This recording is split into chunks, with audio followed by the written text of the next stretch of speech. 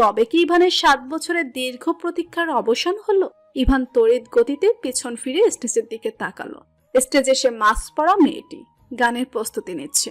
কথা একটা বড় নিঃশ্বাস নিয়ে গান গাওয়া শুরু করলো। আমারও পরানো যাহা চাই, তুমি তাই, তুমি তাই গো। আমারও পরানো যাহা চাই, তোমা ছাড়া আর এ জগতে মোর কেহ নাই, কিছু নাই গো। আমারও পরানো যাহা চাই, তুমি তাই, তুমি তাই গো। আমারও পরানো যাহা চাই, তুমি সুখ যদি নাহি পাও, যাও সুখের সন্ধানে যাও। তুমি সুখ যদি নাহি পাও, যাও সুখের সন্ধানে যাও। আমি তোমারে পেয়েছি হৃদয় মাঝে, আরো কিছু নাহি চাই গো। আমারও পরানো যাহা চাই, আমি তোমার বিরহে রহিব বিলীন, তোমাতে করিব বাস। দীর্ঘ দিবস দীর্ঘ রজনী, দীর্ঘ বরষ মাস। আমি তোমার বিরহে রহিব বিলীন, তোমাতে করিব বাস। দীর্ঘ দিবস দীর্ঘ রজনী, দীর্ঘ বরষ মাস। যদি আরো কারে ভালোবাসো, যদি আরো কারে ভালোবাসো, যদি আরো ফিরে নাহি আসো, তবে তুমি যাহা চাও তাই যেন পাও। আমি যত দুঃখ পাই গো, আমারও পরানো যাহা চাই, তুমি তাই, তুমি তাই গো। আমারও পরানো যাহা চাই। গানটা শেষ করে কথা একটা স্বস্তির নিঃশ্বাস ফেলল। আর এদিকে এক দৃষ্টিতে একজন তার প্রেয়সীকে দেখতে ব্যস্ত। কত বছর পর সে তার প্রেয়সীকে সামনে থেকে দেখছে। যদিও সে মুখে মাস্ক পরা, কিন্তু তার প্রেয়সী যে তার সামনে, সেটাই বা কম কিসে। ইভানের আর বুঝতে বাকি নেই এই কথাই তার কথু। এর জন্যই এই কয়দিন এই মেয়েটা ওর সাথে অস্বাভাবিক আচরণ করেছে, ওর থেকে লুকিয়ে বেরিয়েছে। এই কয়দিন যে কথা ইভানের থেকে লুকিয়ে বেড়াচ্ছিল, এটা ইভানের চোখ এড়ায়নি। আর মূলত এই কারণেই কথার উপর রেগেছিল ইভান। তবে কি শুধু এই কারণেই কথার উপর ইভান রাগ দেখিয়েছে, নাকি এর মধ্যে অন্য কারণ আছে তা জানা নেই ইভানেরও। তবে একটা ব্যাপার, ইভান ভালোভাবেই বুঝতে পেরেছিল এই অপরিচিত মেয়েটা সামনে আসলেই এক অজানা অনুভূতিতে ছেয়ে যেত ইভানের সম্পূর্ণ হৃদয়। তবে আজ ইভান ভালোভাবেই বুঝতে পারছে এই রমণী তার অপরিচিত নয়, তার পরিচিত, বড্ড পরিচিত, এই পৃথিবীতে সব থেকে বেশি পরিচিত। গানের পর্বও শেষ। এবার নাচের জন্য স্টেজে উঠবে রাফিয়া। মাত্রই তার নাম মাইকে বলা হয়েছে। রাফিয়া স্টেজে উঠতে যাবে, এর মধ্যে একটা শক্তপোক্ত পুরুষালী হাত ওকে টেনে নিয়ে গেল একটা ফাঁকা ক্লাসে। আকস্মিক ঘটনায় হকচকিয়ে উঠল রাফিয়া। ওকে পিছন দিক থেকে হঠাৎ টেনে নিয়ে আসায় এতক্ষণও মানুষটির মুখ দেখেনি। নাচের সময় ওকে এভাবে টেনে নিয়ে আসায় ধাউ ধাউ করে ওর মাথায় আগুন জ্বলছে। কত আশা নিয়েছিল আজ জুনিয়রদের সামনে নেচে জুনিয়রদের পাগল করে ফেলবে, তার আর হতে দিল কই এই লোকটাকে দুটো কড়া কথা বলার জন্য মুখ উঠিয়েই সামনে তাকাতে ভরকে গেল রাফিয়া। ওর সামনে রক্তবর্ণ চক্ষু নিয়ে দাঁড়িয়ে আছে কবির। দেখেই বোঝা যাচ্ছে কবির ভীষণ রেগে আছে, দেখেই ওর ভয় লাগছে। মনে হচ্ছে এ বুঝি কবির ওকে গিলে ফেলবে। স্টেজে উঠে ধেই ধেই করে ছেলেদের সামনে নাচবেন তাই না? খুব শখ নাচার। না মানে মানে কি না মানে ইয়ে মানে বেশি নাচার শখ? একদম কোমর ভেঙে ঘরে বসিয়ে দেব। চেনো আমাকে? কেন চিনবো না? আপনি তো আমার বান্ধবীর ভাই। কথাটা বলেই দুহাত দিয়ে নিজের মুখটা চেপে ধরল রাফিয়া। এমনিতেই কবির ভীষণ রেগে আছে, তার মধ্যে কোনো কথা বলা আর নিজের গলায় নিজে ছুরি চালানো সমান কথা। এই কাজের জন্য আগেও কবিরের হাতে রাফিয়া দুটো চড় খেয়েছে, তবুও কেন যেন এই রাগী ছেলেটাকেই ও ভালোবাসে। দুটো চড় খাওয়ার পর অনেকবার ভেবেছে কবিরের থেকে দূরে দূরে থাকবে, কিন্তু পারেনি। কবির সামনে এলেই ওর ভেতরের অজানা অনুভূতিগুলো কেমন যেন নাড়া দিয়ে ওঠে। চাইলেই ও সেই অনুভূতিগুলো সামলাতে পারে না রাফিয়া। রাফিয়ার এলোমেলো দৃষ্টি ফেলছে। এখন যেভাবে হোক এই রুম থেকে ওকে পালাতে হবে। ও চায় না আবার কবিরের হাতে চড় থাপ্পড় খেতে। আগের দুটো চড়ে ওর দাঁত পড়ে যাওয়ার উপক্রম হয়েছিল, এবার চড় মারলে নির্ঘাত দাঁত আর দাঁতের জায়গায় থাকবে না, পড়ে মাটিতে লুটোপুটি খাবে। আমি শুধু তোমার বান্ধবীর ভাই, আর কিছু না। রাফি একটু হাসার চেষ্টা করে বলল, আমার বান্ধবীর ভাই মানে আমারও ভাই।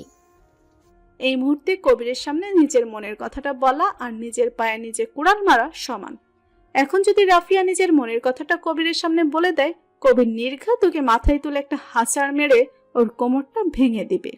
তাই রাফিয়া নিজের মনের কথাটা মনের মধ্যে চেপেই রেখে দিল।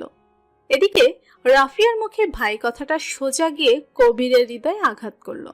কবিরের এখন ইচ্ছে করছে সব ভেঙে গুড়িয়ে দিতে। এতদিন যাকে হৃদয়ের আঙিনায় খুব সুন্দরভাবে নিজের প্রেয়সী রূপে সাজিয়েছে, তার মুখে ভাই কথাটা যেন পৃথিবীর সবচেয়ে হৃদয় বিদারক কথা। এই মুহূর্তে এখনো দাঁড়িয়ে থাকলে কবির নির্ঘাত ভয়ঙ্কর কিছু একটা করে ফেলবে।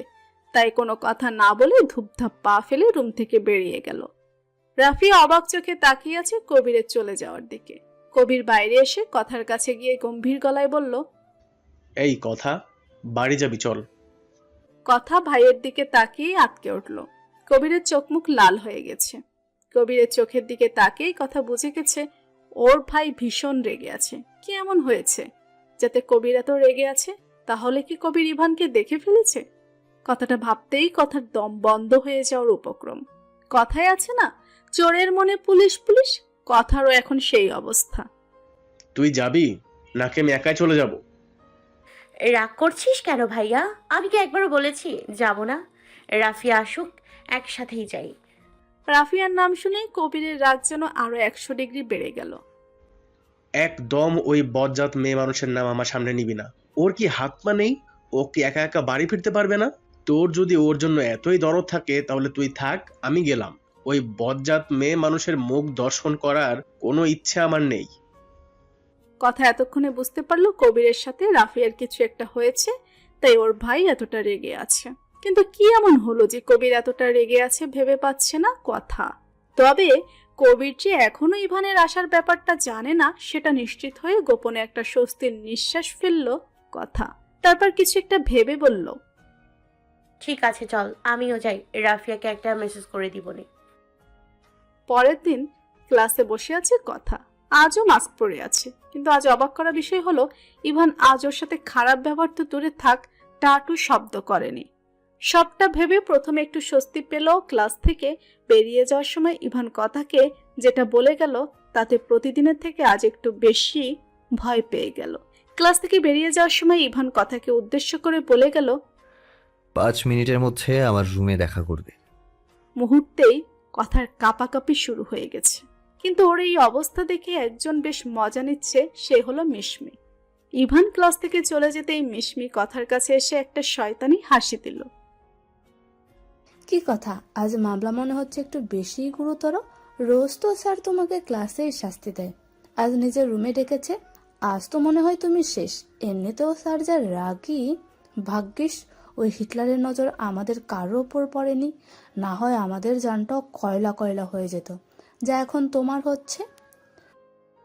বলে হাসতে হাসতে চলে গেল। কথা মিশমির একটা কথাও শোনেনি, শুনলে হয়তো কোনো উত্তর দিত। তার মনে এখন অন্য চিন্তা। হঠাৎ ইভান তাকে তার রুমে ডাকলো কেন? ইভান কি তবে তাকে চিনে ফেলেছে? কিন্তু আজকের ব্যবহারে তো তেমন মনে হয়নি। হয়তো অন্য কাজে ডেকেছে। শুধু শুধুই ভয় পাচ্ছে কথা। এইসব ভেবে মনটাকে একটু বুঝ দিয়ে উঠে পা বাড়ালো ইভানের রুমে যাওয়ার উদ্দেশ্যে। কথা গুটি গুটি পায়ে হেঁটে ইভানের অফিস রুমের সামনে দাঁড়ালো। ভিতরে যাওয়ার সাহস হচ্ছে না। ভিতরে যাবে কি না ভাবতে ভাবতে দরজায় টোকা দিয়েই দিল। May I come in sir? Yes, come in. কথা ভয়ে ভয়ে ইভানের সামনে গিয়ে দাঁড়ালো। ইভানে এক দৃষ্টিতে একটা কাগজের দিকে তাকিয়ে কি যেন দেখছে। কথা যে তার সামনে দাঁড়িয়ে আছে সেই দিকে তার জন্য কোনো খেয়ালই নেই। এদিকে কথার অবস্থা তো যায় যায়। নিজের অতীত, তার উপর স্যার, তার উপর বদরাগী, সব মিলিয়ে টেনশনে কথার প্রাণ পাখি উড়ে যায় আর কি। অনেকক্ষণ দাঁড়িয়ে আছে কথা। ইভান এখন পর্যন্ত কিছু বলেনি, এমনকি একটা টাটু শব্দ করেনি। কথার এবার বেশ বিরক্ত লাগছে। একে তো সে এই ইভান নামক মানুষটার সামনেই আসতে চায় না, তার উপর ইভান তাকে ডেকে এনে কিছু না বলে শুধু দাঁড় করিয়ে রেখেছে, একটু বসতেও বলেনি। দাঁড়িয়ে থাকতে থাকতেও পা ব্যথা করছে কথার। এখন বসতেও পারছে না। স্যারের সামনে স্যার বলার আগে বসে পড়াটা একটা বেয়াদবি হবে। আর সেখানে ইভান যে রাগে কিভাবে রিয়াক্ট করবে কে জানে। ভয়েও কিছু বলতে পারছে না কথা। অনেক সাহস সঞ্চয় করে এবার কথা বলেই ফেলল। স্যার, আমার একটু কাজ আছে, আমি যাই স্যার। ইভান কোনো কথা বলছে না, এখনো কাগজটার দিকে এক দৃষ্টিতে তাকিয়ে আছে। মূলত সম্মতির লক্ষণ। তার মানে আপনি আমাকে যাওয়ার অনুমতি দিয়েছেন। আচ্ছা, আমি আসছি স্যার। বলে পিছন ঘুরে যেই সামনের দিকে পা বাড়াবে তখনই পিছন থেকে ইভান বলল, কোথায় যাচ্ছেন মিসেস মাসুদ আল ইভান? ইভানের ডাকটা শুনেই কথা থমকে দাঁড়ালো। তবে কি ইভান ওকে চিনে ফেলেছে? শেষ রক্ষার হলো না। কথার গলা শুকিয়ে আসছে, মুখ থেকে কোনো কথা বের হচ্ছে না, পাও নড়ছে না। ইভান ধীর পায়ে কথার সামনে এসে দাঁড়ালো। এক টানে কথার মাস্ক খুলে ফেলল। আকস্মিক ঘটনায় কথা হকচকিয়ে উঠল। ইভান এক দৃষ্টিতে কথার দিকে তাকিয়ে আছে।